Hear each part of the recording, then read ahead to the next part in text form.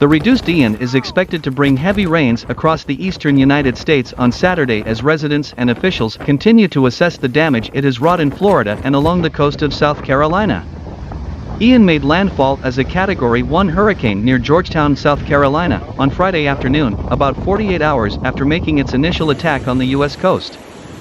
Although the storm was weaker than the version that devastated parts of Florida, Ian still brought destructive winds and significant storm surge flooding to Palmetto State.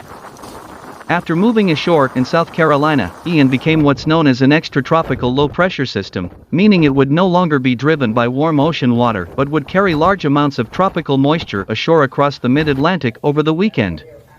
More than 60,000 utility customers remained without power in South Carolina as of Saturday morning, according to data from Power Outages.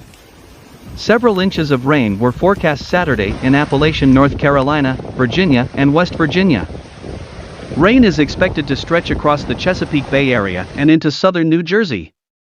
There is potential for large, 6-inch floods in western North Carolina and southwest Virginia, the National Hurricane Center said. Maximum sustained winds of 35 miles per hour occur over waters east of North Carolina and Virginia, the Hurricane Center said in an update Saturday morning. Heavy flooding is not expected to subside in parts of central Florida until early next week. Record amounts of rain fell in several places in Florida, including 17 inches in Union Park, near Orlando, and 15 inches south of Daytona on New Smyrna Beach, according to the National Weather Service. The restoration of electricity to more than 1.7 million customers across the state as of Friday evening is underway, as is the rescue of people trapped at home, assisted living centers and low-lying communities. Tampa International Airport resumed operations on Friday after closing on Tuesday afternoon, but many flights were delayed. Ian is expected to disappear on Sunday morning. Hurricane season extends through November 30th.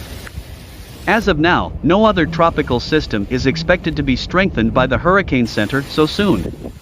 Online cameras show seawater filling the surroundings in Garden City up to calf high. As Ian moved across South Carolina, it descended from a hurricane into a post-tropical cyclone. Ian was the third hurricane to make landfall in the state in 6 years, after Matthew in 2016 and Isaias in 2020, both causing significant damage. Governor Henry McMaster declared a state of emergency ahead of the storm's arrival, and thousands of residents were evacuated from the area around historic Charleston. We really don't want our citizens out and about because eventually the storm winds will rise so high that our first responders will be called back to the station, Joe Coates, Director of Emergency Management for the Charleston area, told CNN.